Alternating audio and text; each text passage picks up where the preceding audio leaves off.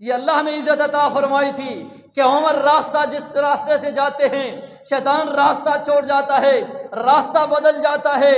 عمر رضی اللہ تعالیٰ عنہ، اللہ اکبر، اگر اپنے مدینہ کے اندر ہیں تو کیسر و کسریٰ جو ہے وہاں بیٹھ کے ڈرتے ہیں عمر رضی اللہ تعالیٰ عنہ سے۔ یہ عمر امیر المومنین رضی اللہ تعالیٰ عنہ، خلیفہ دوم، عشرہ مبشرہ میں سے، اللہ نے جن کے بارے میں کہا ہے لقد رضی اللہ عن المؤمنین، اللہ ان مومنوں سے راضی ہو گئے، اللہ ان مومنوں سے راضی ہو گئے، اللہ نے ان کو جنت بھی عطا کر دی ہے۔ کن لوگوں، کن مومنوں سے؟ فرمایا کہ جنہوں نے درخت کے نیچے اے محمد صلی اللہ علیہ وسلم آپ کے ہاتھ کے اوپر بیعت کی ہے۔ عمر بھی وہاں موجود ہیں جہاں بیعت محمد رسول اللہ صلی اللہ علیہ وسلم کے ہاتھ کے اوپر عمر نے کی، عمر بھی موجود ہیں۔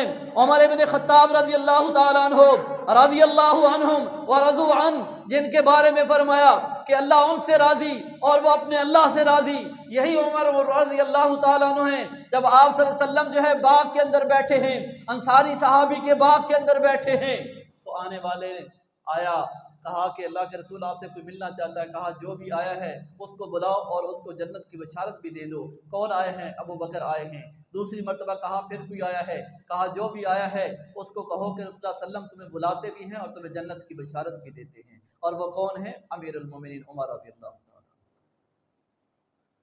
رسول اللہ صلی اللہ علیہ وسلم نے اپنی زبان مبارک سے عمر رضی اللہ تعالیٰ عنہ کے بارے میں کہا، کہاں جہاں کہا یہ کہا ابو بکر فی الجنہ، وہاں یہ بھی کہا عمر فی الجنہ، عمر بھی جنت کے اندر ہے۔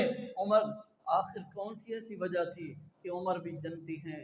اور عمر کا اتنا روب ہے، عمر کا اتنا مقام ہے، اللہ نے یہ مرتبہ اور مقام عمر کو عطا فرمایا ہے۔ ابو بکر کو اپنا مقام عطا فرمایا، عمر کو اپنا مقام عطا فرمایا۔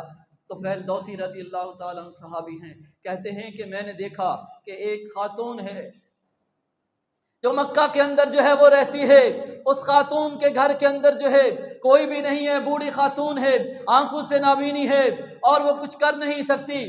عمر رضی اللہ تعالیٰ عنہ سے پہلے ابو بکر صدیق رضی اللہ تعالیٰ عنہ جب خلیفہ بنے تو ابو بکر صدیق رضی اللہ تعالیٰ عنہ اس گھر کے اندر آتے تھے، تو کہتے ہیں میں دیکھتا تھا کہ ابو بکر جاتے ہیں، جب ابو بکر صدیق رضی اللہ تعالیٰ عنہ اس دنیا سے چلے گئے اور ان کا دور خلافت ختم ہوا، پھر عمر رضی اللہ تعالیٰ عنہ کا دور خلافت شروع ہوا، تو کہتے ہیں عمر جانے لگے، تو کہتے ہیں میں نے کہا دیکھو تو صحیح کون ہے خاتون، اور یہاں عمر جاتے ہیں، پہلے ابو بکر جایا کرتے تھے۔ تو کہتے ہیں کہ میں گھر کے اندر گیا، دیکھا کہ ایک ضعیف بوڑھی عورت ہے جو آنکھوں سے جو ہے نابینا ہے، جس کا کرنے والا کوئی نہیں ہے۔ عمر جاتے ہیں، کب جاتے ہیں؟ جب سارے لوگ سوتے ہیں، تہجد سے پہلے اٹھ کے اس عورت کے گھر کے اندر جاتے ہیں، جا کے اس گھر کی عورت کی جو ہے گھر کی صفائی کرتے ہیں، اور صفائی کر کے اس کو وضو کراتے ہیں، وضو کرانے کے بعد اس کو کھانے کے لیے بنا کے کچھ دیتے ہیں، کھانا کھلا کے واپس آتے ہیں۔ کہتے ہیں مجھے چہرہ نظر نہیں آیا کرتا تھا، ایک شخص جاتا اور چہرے کے اوپر چادر ہوتی تھی۔ کہتے ہیں میں نے اس دن کہا، میں نے کہا کہ دیکھو یہ کون ہے؟ کہتے ہیں میں گیا، میں نے دیکھا کہ ایک شخص آیا ہے اور اس نے ایسے صفائی کی ہے اور اس اماں کو کھانا کھلایا ہے۔ کہتے ہیں پھر واپس میں گیا، وہ دیکھا تو وہ مسجد نبوی کے اندر ہے، مسجد نبوی کے اندر کہتے ہیں جب میں گیا، میں نے جا کے دیکھا تو وہ کون ہیں؟ امیر المومنین عمر ابن خطاب رضی اللہ تعالیٰ عنہ ہیں، جو اللہ کے سامنے کھڑے ہو کے رو رہے ہیں، کہہ رہے ہیں کہ اللہ میری رعایا کے اندر ایک ایسی بوڑھی خاتون ہے جس کا کوئی نہیں ہے، اللہ عمر اس کی خدمت کرتا ہے، اللہ اس کی عمر خدمت کرتا ہے، اللہ کل قیامت کے دن عمر سے اس کے بارے میں پوچھنا۔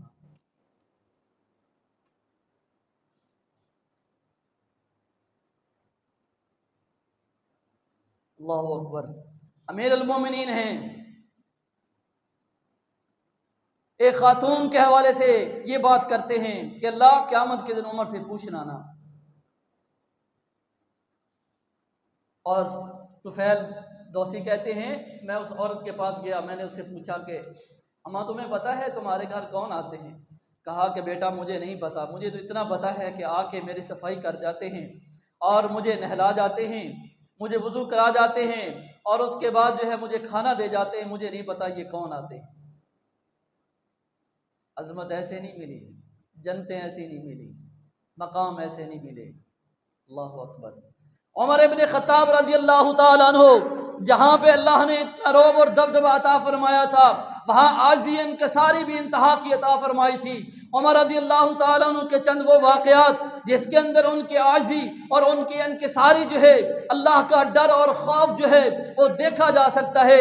ایک دن دوڑتے ہوئے آئے، آ کے کیا کہتے ہیں، خزانے کے جو ہے، جو مال بیت المال کا جو خزانچی ہے اس کو کہتے ہیں کہ ایک گلے کی بوری جو ہے عمر کے کندھے کے اوپر رکھو۔ وہ کہتا ہے امیر المومنین مجھے حکم دیجیے، میں چھوڑ کے آتا ہوں۔ کہا تجھے کہا نہیں ہے کہ امیر المومنین کے کندھے کے اوپر رکھ؟ کہا کہ امیر المومنین میں جب خادم موجود ہوں میں خود چھوڑ کے آتا ہوں، مجھے بتائیے۔ کہا دنیا کے اندر تو امیر المومنین کا بوجھ اٹھا لے گا، بتا قیامت کے دن بھی امیر المومنین کا بوجھ اٹھائے گا؟ کہا کہ عمروں کی دنیا کے اندر تو بوجھ اٹھا لے گا، لیکن بتا آخرت کے اندر امیر المومنین کا بوجھ جو ہے تو کیسے اٹھائے گا؟ یہ عظمت ایسے نہیں ملی۔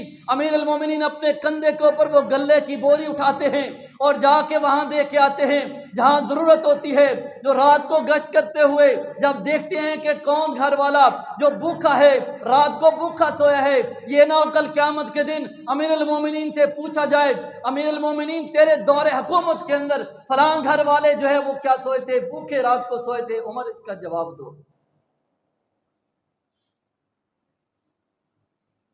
تب بھی تو کہا کرتے تھے عمر رضی اللہ تعالیٰ عنہ، اگر فرات کے کنارے کے اوپر اگر کوئی جانور بھی بھوکا مر گیا، پیاسا مر گیا، قیامت کے دن عمر اس کا جواب دے گا۔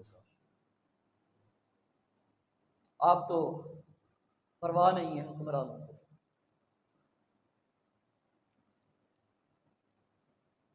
کہتے ہیں کہ اگر کوئی بھی جانور فرات کے کنارے کے اوپر بھوکا پیاسا مر گیا، قیامت کے دن عمر جو ہے اس کا کیا ہوگا؟ جواب دہ ہوگا۔ امیر المومنین کو اتنی بڑی سلطنت ملی ہے، خلافت ملی ہے،